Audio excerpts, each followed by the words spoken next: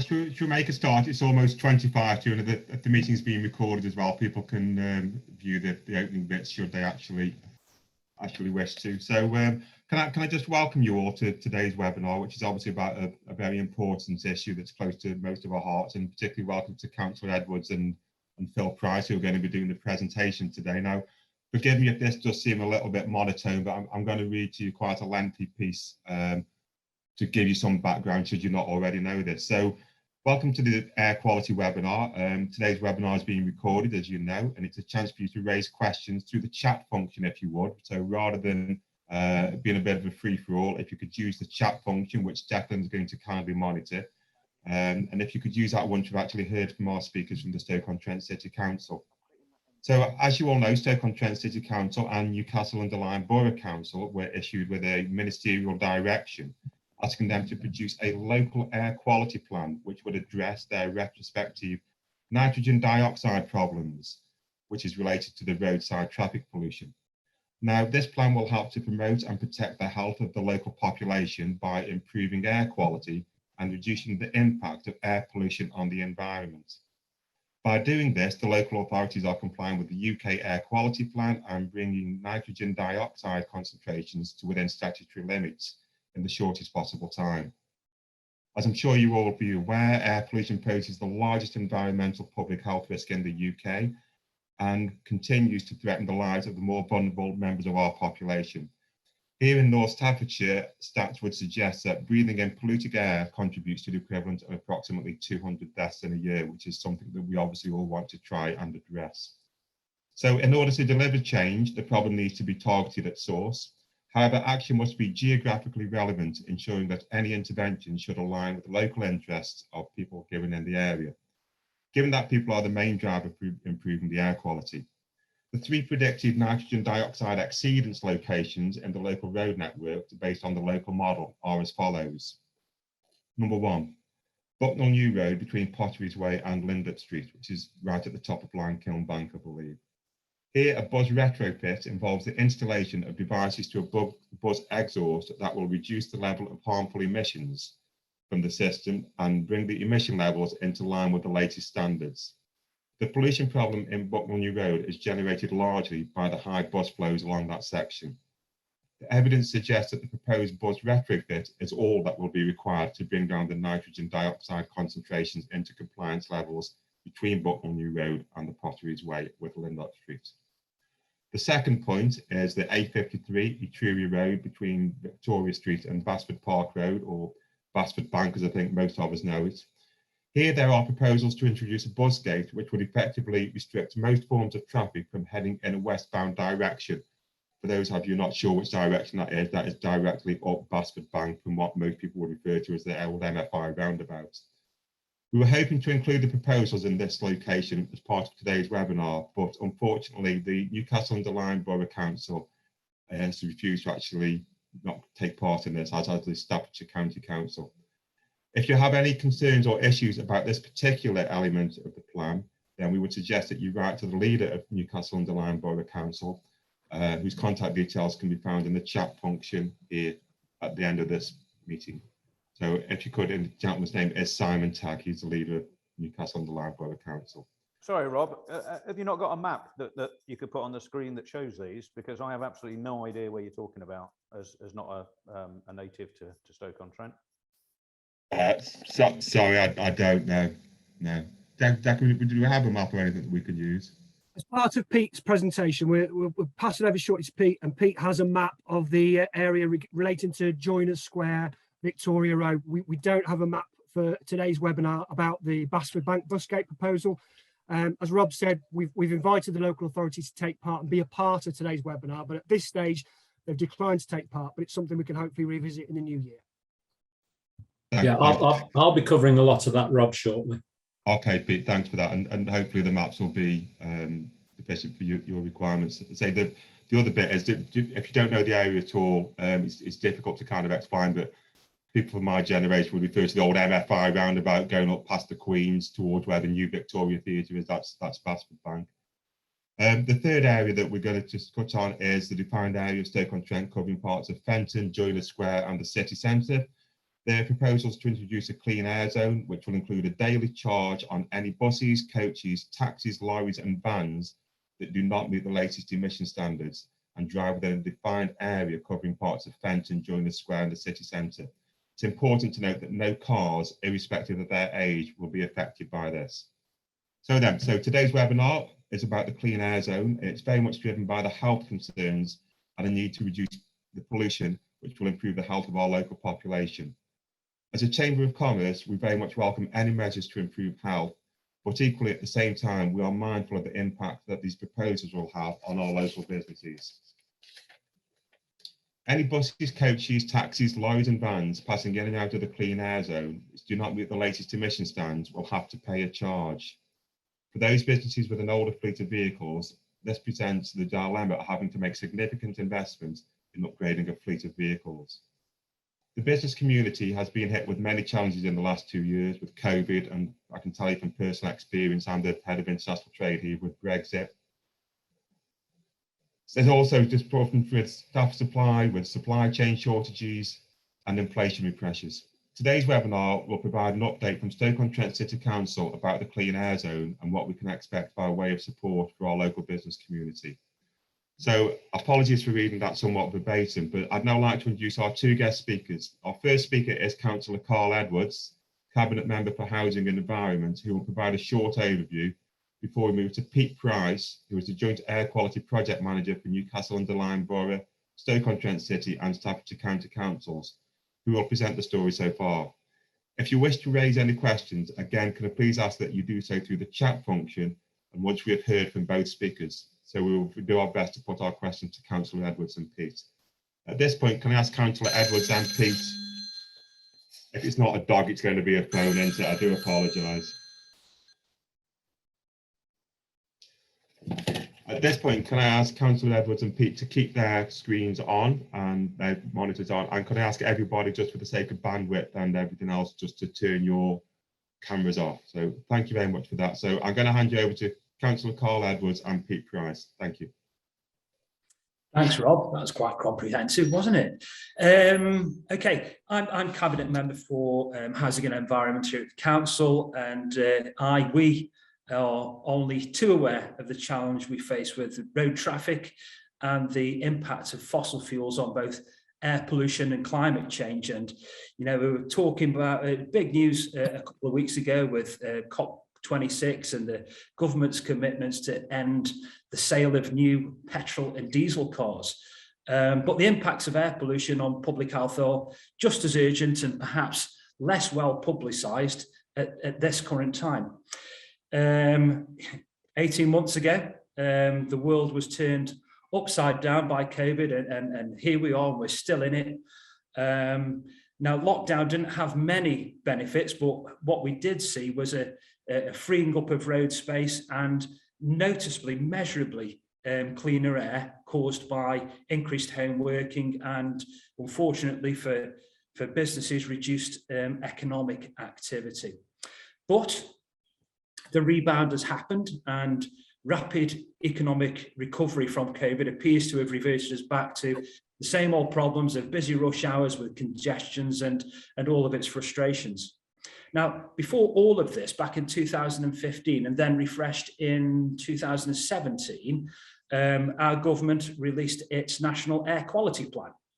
And this plan included a requirement for local councils to look at air pollution levels in their areas and take action where necessary, where those pollution levels exceeded specific legally binding limits set by the EU, just out of interest.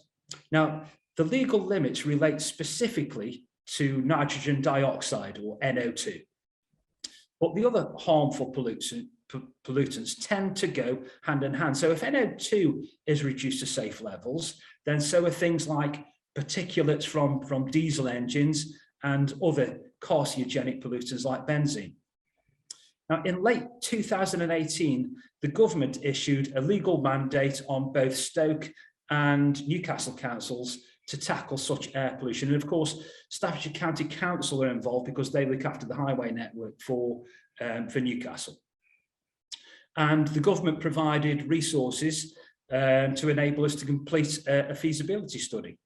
Now, while the impacts of COVID have lengthened the study considerably, we are now at the place where we have proposals to tackle the pollution problem. So we want to share the proposals for Stoke-on-Trent with you, which include what's called a clean air zone. We call it a CAZ, and more from Pete and Phil Creswell in due course. Now, the challenge is to balance the need to reduce the harmful effects from air pollution with the need to protect and support the economy and your businesses. And that's even more critical given the impacts of the pandemic that we can't seem to bloody shake off. So, as I said, we've got 1 or 2 officers from the council, and we've got our project manager, Pete, who works with us and the Royal Borough of Newcastle and the Staffordshire County Councils, are all on the joint plan. Now, together, they'll outline the work we've done so far, which, as you're aware, has resulted in the proposal for a clean air zone to cover our part of the city. If you've got any questions, please fire away, and myself, Pete, Phil, will do our utmost to answer them for you. So, Pete, over to you, my friend.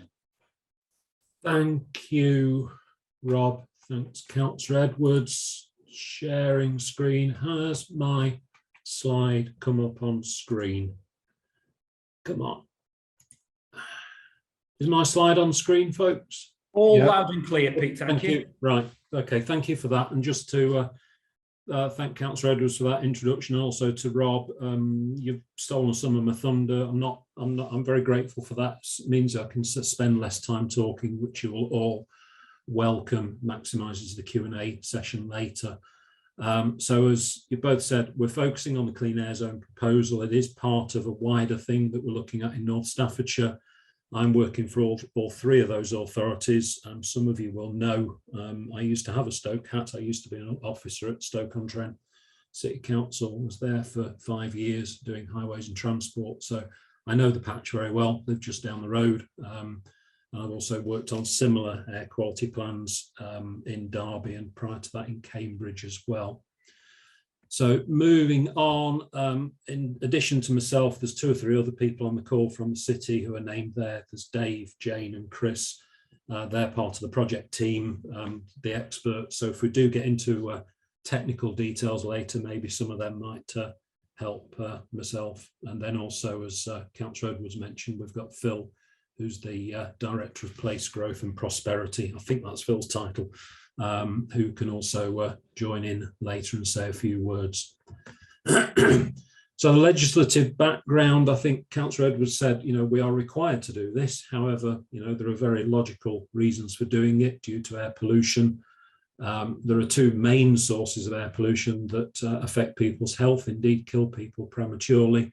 They are particulate matters, PMs as they're called, and nitrogen dioxide. And this government's focus has very much been on the NO2 side of that pollution, though the 2, as Councillor Edwards said, they do go hand in hand. And there is a statutory limit there, which is in bold on the slide, of an annual average concentration for roadside NO2, which must not exceed that very specific definition there, which environmental health people understand. People like Jane, who's on the call, far better than I do. And as Councillor Edwards said, it's originated in the EU. However, despite Brexit, we've maintained that link to the EU legislation. And because Stoke and Newcastle are 2 of about 60 authorities across the UK that have got exceedances of that NO2 concentration, they are required to take action and have had ministerial or legal directions imposed on them under that Environment Act 1995 to deliver what we call compliance with those legal limits in the shortest possible time. So without further ado, to get on to maps so that people that do know Stoke and don't know Stoke can sort of get their bearings. Rob explained that there are 3 what we call exceedance locations that the feasibility study identified. That's those 3 circles identified with blue circles there, the red lines, the red road links. But the orange is important as well, because the orange are road links that are very close to that 40 microgram legal limit. So we have to be very careful. You know, if we tackle one location, we don't kind of squeeze the network and cause an exceedance somewhere else. As always with Stoke and North Staffordshire, it's a very, very complicated picture in terms of sort of planning the network. You know, you can have these unintended consequences. We've been working on this now, largely due to the delays caused by COVID, but we've been working on this now since actually the end of 2018, but in earnest since the middle of 2019, with a lot of transport and air quality modelling work that consultants have undertaken for us. We have a massive transport model that predicts future transport patterns and impacts of developments, that kind of thing. And that's the work that culminated in the identification of these locations. And the bottom bullet point there, we submitted what's called, I should have put outline business case, OBC. Many of you will know what that means anyway, in May 2020, right at the start of COVID. That was slightly behind the timeline that government required for good reasons that I won't bore you with. And we submitted that in unapproved form just at the start of COVID. It was unapproved because council cabinet meetings at that point were not taking place. We hadn't discovered the wonders of Teams, and Zoom, as I recall, was the main reason for that. So focusing in, sorry, just go back to that last slide, focusing in on the bottom, the most southerly of those three locations, Victoria Road, bottom of Victoria Road, just north of the KFC roundabout, as locals know it. That location, we identified two possible options that could deliver this, if I call it NO2 compliance, hopefully you'll know what I mean now, compliance with that 40 microgram legal limit. The first one, which was the preferred option in the business cases submitted, was what's called a bus gate, which is a similar sort of thing to that proposed for Etruria Road as well. And the proposal at the bottom of Victoria Road, an indicative design was drawn up. That's at the bottom there is the KFC roundabout, City Road to the left, King's Street Road, whichever it is, to the right, Victoria Road to the north. That red area is a peak period traffic restriction, which was proposed on Victoria Road, so that only buses, bikes and taxis could go through that during a 6 hour period in the day, 3 hours in the morning, 3 hours in the afternoon. That, on the back of the COVID assessments that we also undertook at that time, was felt by the City Council to be very impactive and restrictive, impactive on the local economy. And because, as it says on the slide, all cars and vans, irrespective of their age, would be affected during those peak periods, i.e. they couldn't go through. Well, they could go through, but they'd receive a fine. And hence an alternative has been put forward and discussed with the government, discussed with ministers, which they've agreed we move forward to full business case, which is something called a clean air zone. So I will now go on to explain what a clean air zone, or a CAZ, is, and it's a CAZ C. So I'll explain that. What is a CAZ? It says it on the slide. It is a specific area, and there are some in the country already, as listed on the bottom right there. Many of you will presumably know that Birmingham has now got a clean air zone around its city centre, which actually includes cars. So it is an area which is enforced by ANPR cameras, and any older vehicles that don't meet the latest emission standards that drive in those areas or zones are charged a daily charge for driving in them. And the ages of the vehicles to which that applies are identified on the slide here. In the case of diesels, it's and in the case of smaller vehicles, so cars, taxis and vans, the cut-off date is the 65 reg plate. So for diesels, if you've got a 65 diesel, you're okay. If you've got a 15 reg diesel, you're not okay. Likewise for petrols, if you've got an 06 registered petrol, you are okay. If you've got an 05 petrol, then you're not okay. Buses, lorries, similar, they're slightly older age cut-off points by about a year to 2 years. Rather than give all these details on the screen, I'm just focusing on the key points here. And there are 4 categories, A, B, C, D, of CAZs that authorities can introduce. And as you'll see, different authorities are doing different categories. The only one that has been and currently still is proposed in the country that covers cars is the existing one in Birmingham city centre, so that's a CAZ D. What Stoke-on-Trent City Council is looking at is what's called a CAZ C, which includes all vehicles except 4 cars. And when I say all vehicles, I mean all older vehicles, so those that align, or don't align rather, with those age ranges that I've described. Hopefully that makes sense at this point. Obviously we can discuss it more in a moment. So that's what the CAZs are. Where would the CAZ be? Or where would the CAZ C be, if you see what I mean? The proposed CAZ C for Stoke-on-Trent is related to the area or the draft area, should I say, because it is still subject to further modelling work and also subject to approval by the City Council through its cabinet process. That's shown on the plan there. So the exceedance point, come on, mouse work. The exceedance point in terms of NO2 is down at the southern end of Victoria Road, but to achieve that nitrogen dioxide reduction and hence compliance with this legal direction, we would require a much larger clean air zone as indicated there. So I guess the most significant point about that is that it encompasses Joiners Square in the centre there, and also the whole of the city centre circumferenced by Potteries Way. And the charges that we've proposed and tested in the modelling to achieve this NO2 reduction are indicated on the slide on the left-hand side here.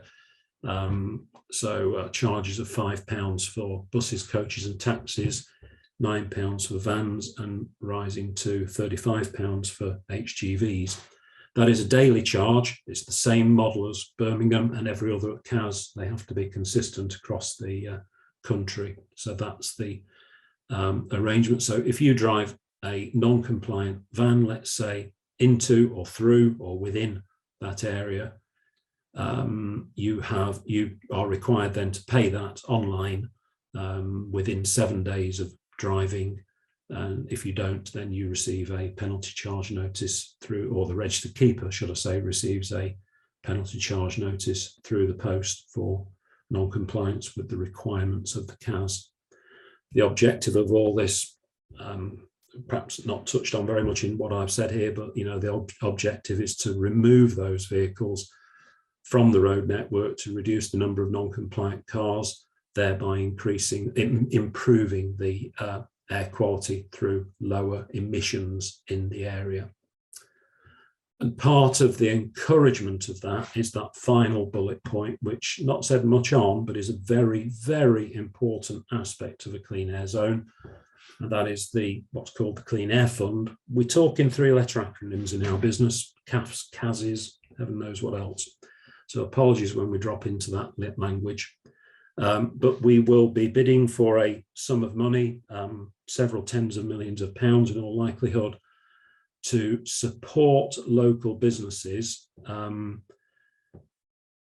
to do what it says there on the side, to mitigate the negative impacts on local businesses, primarily, but not entirely, through subsidies for fleet renewal. So if a small business has 2 or 3 non-compliant vans that it operates in an area and wishes to upgrade those vans, there will be a process that that business can go through with the City Council to subsidise the renewal of that fleet so that those vehicles are compliant and therefore are not liable to pay the charge.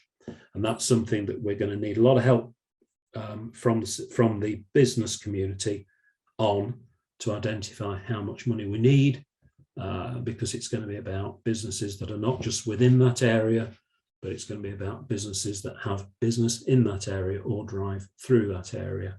So hopefully, you know, everyone who's on the call today, and the Chamber as well, of course, can help us ensure that the CAF bid that we put together is right for the city and right for the scheme.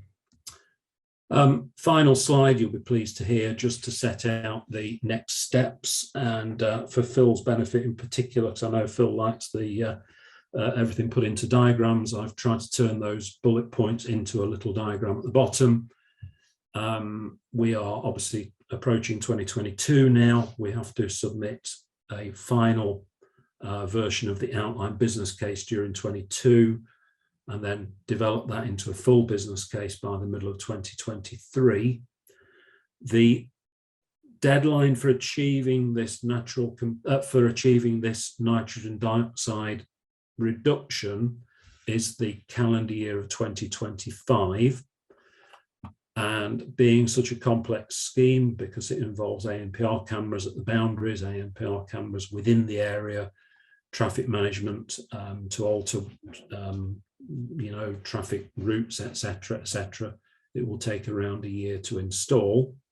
And indeed, we also need that time to deliver those, what I've called mitigations here, to spend that CAF money on helping businesses renew their fleets, upgrade their fleets, that kind of thing. Final point I'll make, and then if Phil wants to add anything, and then go into Q&A. Eventually, and we think this will happen around 2028, 29, so eventually enough old dirty diesels, etc., will have been taken off the road through natural fleet renewal, and this problem will go away once everyone's driving electric cars. However, it might bring new problems, but it solves the problem of nitrogen dioxide emissions. So a date arrives at which we achieve what we in this world call natural compliance. And at that point, the clean air zone, the purpose of the clean air zone is lost, you know, its job is done, and therefore the clean air zone can be removed or decommissioned. And based on the modelling work that we've done, we estimate that that will be around 2027, 2028. We have to demonstrate to government that we have achieved that compliance, and hence the guess or estimate, it's not a guess, but it's an estimate, that the clean air zone can be removed in 2029. That was a bit of a whistle-stop tour of about 2 years' work so far. A lot of information to go through there. I can put any of these slides back up if we get into detailed discussions. I don't know whether Phil Cresswell as director might want to add anything before we go into Q&A. And back to Rob. Thanks, Pete. Thanks, Councillor Edwards. And just to confirm, really here today, acting in the role of Senior Responsible Officer for the project. So as has been outlined, there's 3 local authorities working in partnership across the air quality area, and reporting into the joint steering group. But today specifically looking at the issues in the city of Stoke-on-Trent, as opposed to in detail trying to talk on behalf of Newcastle or indeed Staffordshire. And I think that the point that is really, really important today, other than introducing the scheme, is to say that the voice of business is really, really critical. We've got an excellent working relationship with DEFRA and also with JACU and the Department for Transport, but we're only as good as the information that we can feed back to them. As a City Council and air quality project, we haven't asked for intervention. It is the ministerial direction that's asking us to do something. So do nothing is not an option.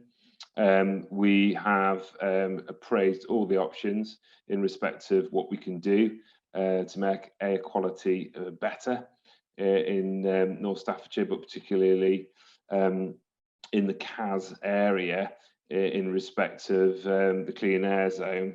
And as Pete has quite rightly said, 3 years it's going to take to finish the design and the installation. We've got a period of time to model the information for the Clean Air Fund bid. And I think today, Rob and Declan, working with your members, is an introduction to the proposals. It's the first, hopefully, of many, many meetings to review what this means.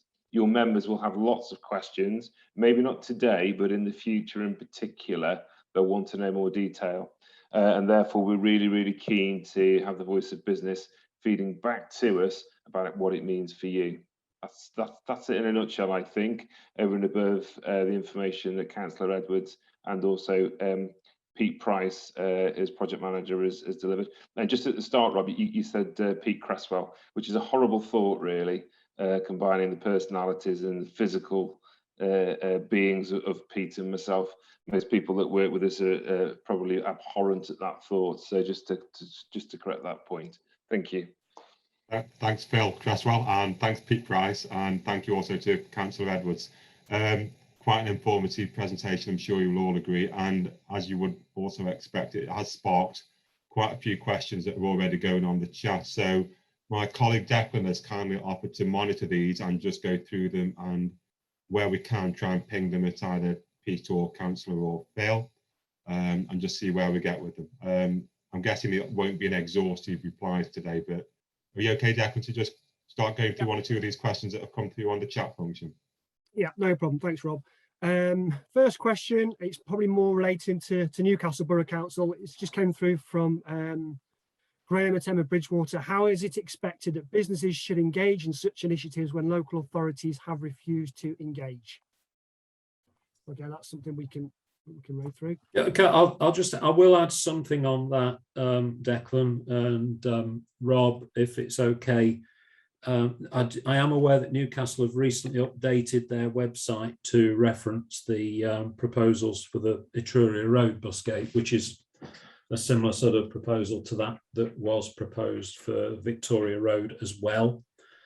So there is information on the website, and I think that after this event as well, and Declan and I are going to have a chat tomorrow about it, but I think that we will send out some sort of FAQs, frequently asked questions, whatever, about the air quality proposals.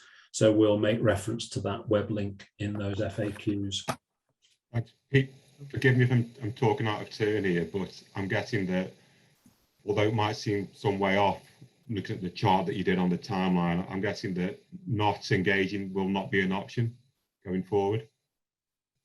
That's correct. I mean, any authority, obviously Newcastle are, I say obviously, I shouldn't say obviously to me, not obviously to everyone else. Newcastle Borough Council are mandated by government, the same as Stoke-on-Trent are mandated by government, to take action where this NO2 pollution is excessively high.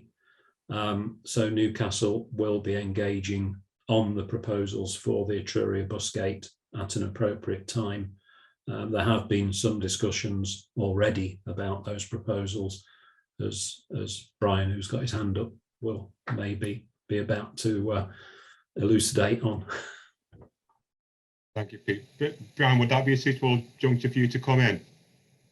Yeah, please. I just ask representatives from the City Council what influence or what part they're playing on the Basford Bank proposals for the bus gate, because having written to Councillor Tagg, he's played a bit of a straight bat and says to us it would also be of benefit to contact Councillor Carl Edwards, a cabinet member of City Council, because it's really only Basford Bank that concerns us, and that's all we wrote about. But he suggests that we contact Councillor Carl Edwards on the City Council, who are the lead authority on responding to the air quality ministerial direction affecting the city. In terms of the proposed public engagement activity, this is currently being organised primarily by Stoke-on-Trent City Council. Now, I know you can't speak on behalf of Newcastle, but are you involved with Newcastle on their decision on a bus gate, Councillor Edwards? And if not, why is Councillor Tagg suggesting that we contact you? To your second question, I haven't got an answer to that. I'll be quite honest. I don't know why Simon thinks he should contact me. Very early on in this process, when the options were put to the joint, what's it called? The JAG. What's JAG stand for, Pete? Joint Advisory Group. Thank you. Representatives from this council, which was me and still is, representative from Staffordshire County Council and a representative from Newcastle under Lyme Borough Council. In the first instance, bus gates were recommended for both Victoria Road and Etruria Road. And I'm not going to even talk about the one up in the city centre in Hanley, because that's a simple fix with bus retrofit. So we can forget that. That will be solved pretty quickly. But anyway, the two bus gates were proposed. And the councillor, Councillor Sweeney, if I remember rightly, from Newcastle under Lyme Borough Council, was a big fan of the bus gate proposal on Etruria Road. And, you know, being as it's in their authority, that he was supported by the representative from Staffordshire County Council. And that, to me, seems absolutely fair enough. If that's what the council at Newcastle and Staffordshire would like to solve the issue in Basford, then that's fine. Now, when the bus gate was recommended to this city council for Victoria Road, immediately we thought, what the hell is that going to do to businesses on Victoria Road? And that's the main priority for us here at the City Council. How can we protect those businesses predominantly in the Victoria Road area? And that's why we went back to government and said, hey, although this is the recommended option, it's going to put more pressure on top of what's already happening because of COVID to our businesses. Can we revisit this, please, and have a look at a clean air zone instead? Thankfully, the ministers agreed to that and gave us further funding to carry out the work that Pete and his other consultants have done. And thank goodness the CAZ will find us compliant in our part of the areas of high incidence. So although that doesn't help with your question regarding why does Councillor Tagg think I'm the best person to respond to your comments, that is the reason behind it. I'm sorry, I ought to have said at the beginning, Carl, that I have my hat, the hat I'm wearing today is chairman of the New Vic Theatre. Yeah. Fully understand your concerns. Absolutely understand them. Fair point, Brian. Sorry, Councillor. Fair point, Brian. Thanks for bringing that to attention. Declan, there's a couple more questions there that you may want to run through. Yeah, with the presentation, you talked about FAQs going out, Pete. The presentation slides, you happy to share those, all the members today here? Yeah. Yeah, Chair, I'll Declan, I'll send you a PDF of the slides tomorrow, along with the FAQs that I've drafted. I just need to run them past a couple of the City Council officers before the end of the day, and hopefully get those to you tomorrow. Brilliant, thank you. Another question from Angela. How are we intending to stop this just moving elsewhere? Businesses that may have to replace their fleet will struggle, as buying new or newer vehicles is extremely difficult at the moment, and there is a huge problem happening right now in the vehicle manufacturer industry. And Emma on the call has added to that by saying, I agree, by removing vehicles from certain roads, they have to reroute, which is adding to the journey times and creating an issue on other roads. Okay, I'm happy to talk about this, and I know that Phil has commented too. Okay, both Angela and Emma are concerned about basically polluting vehicles moving elsewhere. Now, Now, you'll remember from one of the slides that Pete put up showing a map of the areas of high incidence, and where the NO2 limits are exceeded, it was in red. You'll remember all those orange areas on that very same map. And those orange areas are the ones, are the areas where, you know, if we're not careful, those oranges could turn to red. Now, the modelling has showed that with the, shall we say, the vehicles that we've spoken about, the non-compliant vehicles, if they were to change their routes, it's modelled that it wouldn't push those orange areas into red.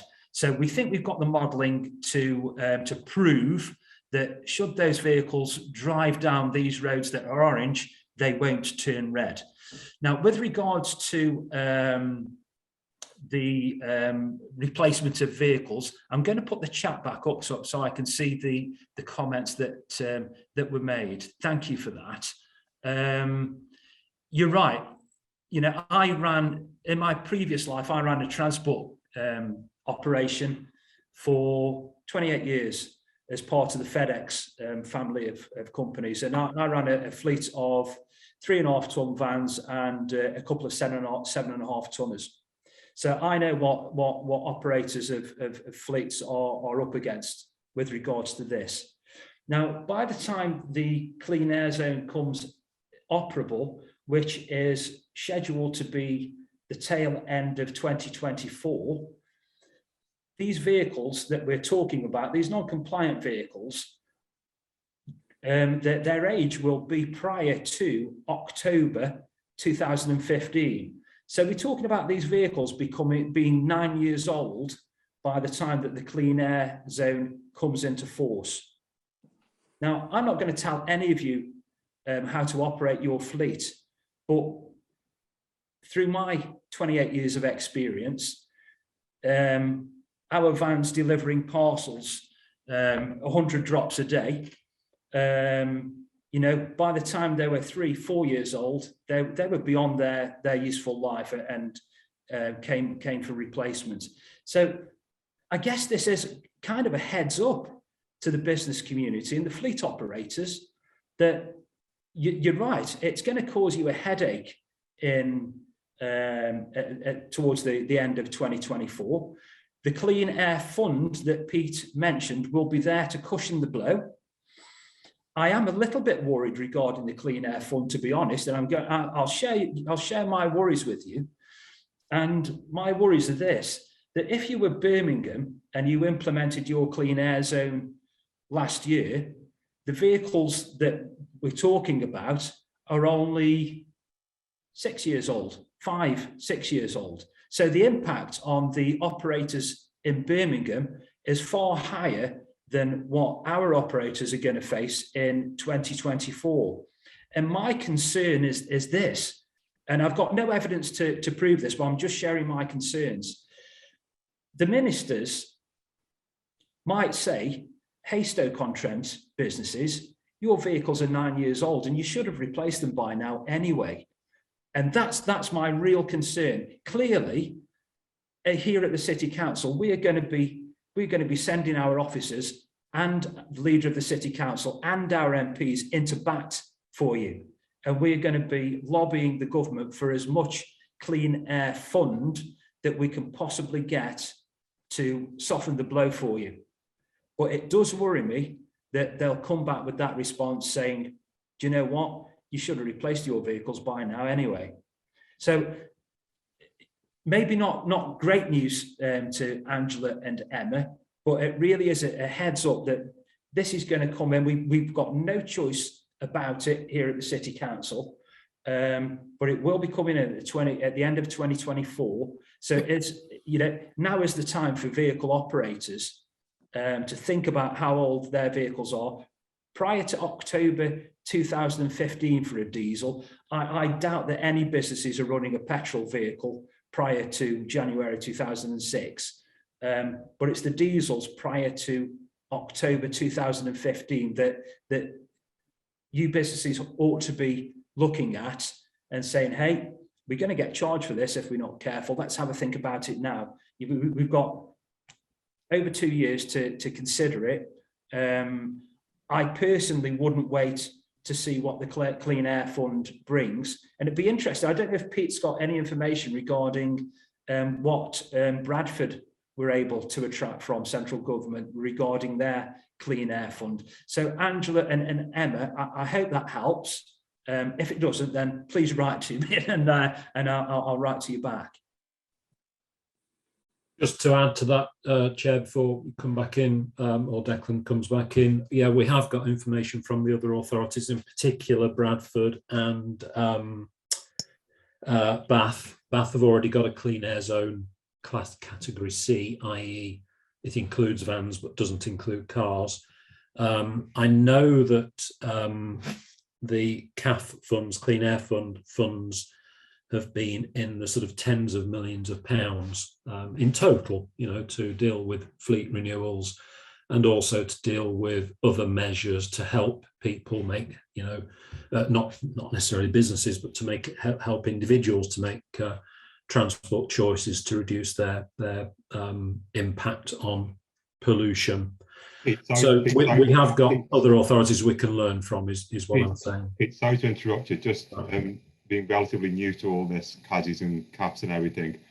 Is the Clean Air Fund purely aimed at fleet vehicles, or what other sorts of measures? No, it's the high profile issue, I suppose, is the fleet renewal for businesses, and it's where most of the spend from any Clean Air Fund goes. But there are other measures as well. It's about helping individuals that might have old diesels that are non-compliant to make you know, travel choices about how they travel. It's about helping them. Another thing that Birmingham have done, for example, they've included what, yet another technical term, sorry, but something called a sunset period, which is a sort of period of time whereby if you live in Birmingham city centre and you've got a non-compliant diesel, you're given a period of time to help you, you know, by paying maybe a lower rate, less than the, in their case, £8 for a car per day. So, and that kind of thing is funded from those sorts of budgets. So, you know, the vehicle fleet upgrade is a big part of it, because at the end of the day, it's about mitigating the negative impacts of the clean air zone on the local economy. And that's something that I'm not from the City Council, but I know and understand why the City Council is so passionate about dealing with. Thank you, Pete. Declan, there's one, I think that's actually answered one or two questions that have come through on the chat. Declan, are there any more sort of unique questions that have come through as you've kept your eye on? This is one raised by Mike on the call about buses. To achieve compliance with the clean air zone, the entire fleets of both the main bus companies will need to meet Euro 6 standard at great cost, which currently they do not. Have they been consulted, and how is this to be achieved? Obviously, Phil, you've added displacement has been considered. Happy to expand on what this means. You've got joint advisory group. It's the senior steering group for the project. Do you want me to come in on that one, Phil, or are you going to say something, Phil? Yeah, just to confirm that point to Declan and Rob, and I know that Graham's put in quite a few comments, as is Angela, and a few others as well. So the City Council was really keen. City Council was really keen to support businesses as much as possible and raise the profile and the voice of business in this whole process.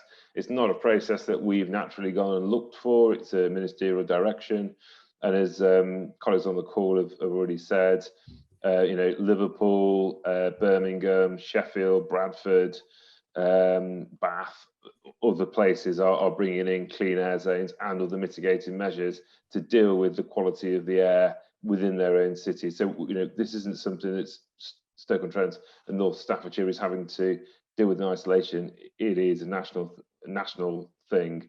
The other thing to say, just in terms of pressure, you know, there's a number of pressure groups that are constantly holding the government to account that we haven't talked about yet. So Client Earth being probably the most visible, constantly pursuing the government to take action, and will take action, we are pretty sure, not necessarily Client Earth itself, but pressure groups will take action against the City Council and the county and borough if we do not show due process against the ministerial direction, because effectively we'll be in breach. So it's not just the government that are bearing down on us, there are other pressure groups as well that want to make sure that we are really taking air quality seriously, and we are not putting in measures that would be considered to not comply with the directive. You know, it's not just the government that are pushing this. In terms of fleet, Phil, sorry to just interrupt you there and cut across you. I think you're addressing a question from Mike Frewer. Mike, you've got your hand up. Is there anything that you want to say to Phil just before he carries on with his explanation? Well, yes, and I don't think that was the answer to my question, was it? Would you like me to restate it? Sorry, I was addressing a few in the chat box there, Chair, but I'm happy to take another one. Right, well, shall I repeat it? That might be helpful. To achieve compliance with the CAZ, the entire fleets of both the main bus companies will need to meet Euro 6 standard at great cost, which currently they do not. Have they been consulted, and how will this be achieved, please? So in terms of the bus companies? Yes. Yeah, so bus companies have been engaged, not consulted. The consultation, there's a difference between statutory consultation on proposals versus engagement. We're not at the statutory consultation stage yet, Michael. We are engaging, and we've engaged with a number of bus companies. In fact, First Potteries are heavily involved in retrofitting as part of one of the projects, which Pete's got the details on. So if I just hand over to Pete through you, Chair, in respect to the retrofitting and wrapping. Yeah, Chair, I was just typing a comment then, and Phil introduced me into it, so I'll carry on verbally. Yeah, Mike, hello. First Group and D&G are both upgrading their vehicle fleets, mainly as the Chair explained on Bucknell New Road. The NO2 problem there is almost entirely down to buses. It's near the bus station. There's lots of buses on it, hence the problem. It's fairly logical. So what's happening there, and we've already got the money for this, this is what we're calling phase one. We are either retrofitting or renewing buses that operate on Bucknell New Road and also on Victoria Road. So the problem on Bucknell New Road is solved entirely by acquiring compliant buses, either through retrofit or new buses. And the problem on Victoria Road is helped but not solved. It goes a small way, but you know, it's a small amount. It's about that much in total of a problem on Victoria Road. And for those who don't know, another technical term, retrofit is the installation of a device, keep it plain and simple, a device on the vehicle's exhaust system that turns a non-compliant, high-polluting bus into a compliant, low-polluting bus, and it costs roughly around £16,000 per bus. So where there's a bus that may be 6, 7 years old, and it's still got lots of useful life in it, it is economically viable to install a retrofit device on that vehicle. If a bus is 10, 12, 15 years old, it's not worth doing. And that's the situation that we've got with First, whereby they are actually cascading in vehicles from, well, it was originally Hampshire, it's now South Yorkshire, that are going to come into the area to deliver compliant buses. Thank you, Pete. Thank you, Phil, for answering Mike's question. Just come back on that, Rob, please. You can, Mike. We're running very, very close to the time now, so okay. We might have time for just one more question after this. Right, it was just that I think that the question was addressed, that the problem is that the fleets are close to the bus station. So if the clean air zone is introduced, the entire fleets of both operators will need to comply. That's the tricky one, but I think you're aware of that. But it's at much greater cost, of course. I'll provide a specific answer to you, Mike, outside of this forum, just to save time, if that's okay. Fine, thank you. Thank you very much. Thank you, Mike, and again, thank you, Pete. We've just got time for one more question before we wrap up at 3:30. We will endeavour to get all the slides to you and an FAQ sheet out to you as well. So, Declan, can you sort of like pick one of the more relevant questions that have been posted in the chat, please, just to finish with? Yeah, I'll pick this one from Graham. We all need to engage with climate change, and the council has a clear remit from the government to resolve identified issues. The mitigating measure to assist with fleet vehicle replacements is welcome, but this will inevitably take time. Are any measures being considered to reduce business rates for companies affected in the short to medium term until the fleet changes can be achieved? No. Pete or Councillor Edwards, would you like to take that one? Yeah, I mean, well, Councillor Edwards has given a very short, straightforward answer there, that no, and I'll add to that the requirements of government. You know, we're having to follow the requirements of government on this one, and it's about looking at other measures to support businesses in delivering this NO2 compliance. So that's why it's about clean air zones, and it's why it's about clean air funds to upgrade vehicle fleets and that kind of thing, as opposed to issues around business rates. Okay, thank you. I'm guessing that's not the answer that you were hoping for there, but thank you for Councillor Edwards, and thank you, Pete, for your answers there. I'm just going to wrap up now. So, Rob, just to confirm that the government clearly are looking at a number of other solutions with reference to business rates outside the air quality project, but we're really happy to write as part of our body of evidence in respect to the government. When we talk about business rates, by and large, the government retain, well over 50% of business rates in the city, with a minority collection fund from business rates. And if there's an argument to retain more business rates within the city, and that's the view of business, then we can put that forward. Can I just jump in? At council last Thursday, there was a motion that went to full council regarding business rates. So, you know, this administration is already aware of the pain that business rates cause local businesses and high street stores, etc. And Councillor Brown and our MPs will be lobbying government for reform of the business rate system. But I just want to give assurances to everyone in this virtual room that we will be absolutely lobbying government for as much clean air fund that we can possibly get to help local businesses in our patch. I can give you that assurance at least, but at the moment the government are not proposing or even suggesting any reduction in business rates, I'm afraid. I do welcome. Sorry, Graham. Can we just need to wrap up now? Is it very quick? Yeah, I think I should be given the opportunity to respond to that. Can I ask the question? I absolutely understand the initiative, and it is welcome news. But for me, in particular, here, it's not my fleet of vehicles.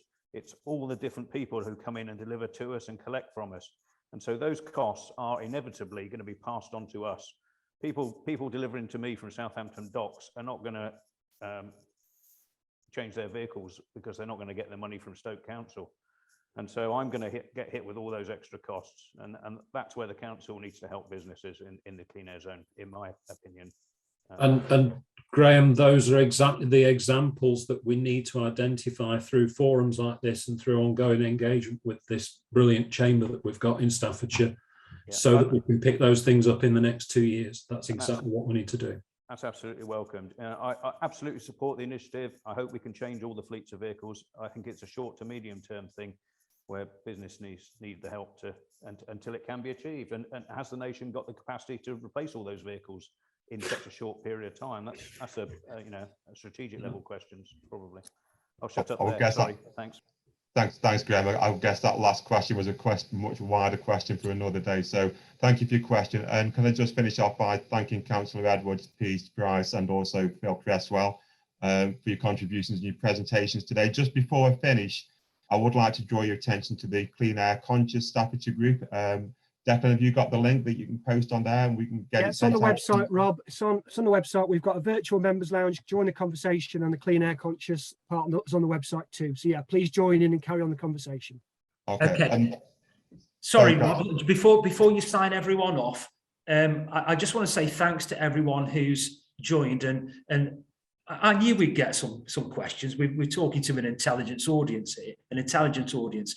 If you've got anything that you feel you've not got an answer for, or further questions come into your head, please drop me a line, carl.edwards@stoke.gov.uk, and I'll make sure that your questions are answered. But thanks for joining, everyone. Again, that's really decent of you, Councillor Edwards. Thank you very much for that offer. I'm sure you will get some questions coming through. So again, can I just thank everybody for participating, particularly those who gave the presentations and the excellent questions that came through. So I was just going to say, can I wish you all a very Merry Christmas. I don't know that's the first time I've said it, and a Happy New Year, and take care. We'll see you all soon. Bye bye. Thanks everyone. Thank you. Thank you. Bye.